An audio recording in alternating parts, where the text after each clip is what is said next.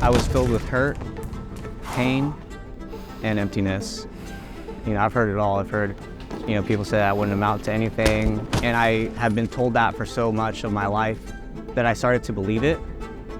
I just remember, feeling hurt and confused for so long. And so I started to pray. At that moment, I felt Jesus extending his hand out to me, pulling me back to him. So I was raised into a Christian household. My dad had really set a really good example for me growing up. Somewhere along the line, as I started to get older, I had really steered away from my faith.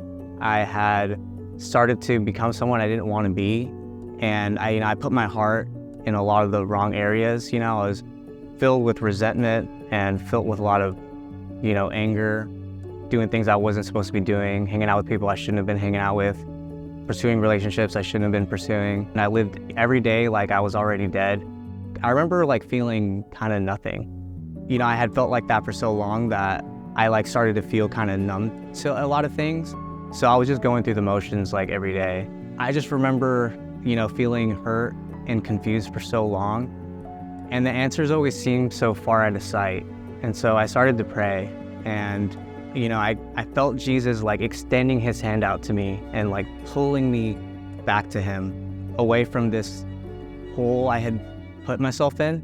A fire really lit inside me that night, knew I needed to change. And shortly after that is when I started training in the sport of boxing. As I was training is when I came across Mariners, and that's where I got plugged into Rooted, plugged into volunteering at services, which led me to getting baptized. So even though there might be times where I'm feeling overwhelmed or stressed for whatever's going on, no matter what season in life I'm in, he's in control. He oversees everything. With Jesus now, he's provided me a way to find purpose and peace, community, life. So for me now, Jesus is King. He is the way, the truth, and the life. And he's someone that I can depend on for everything.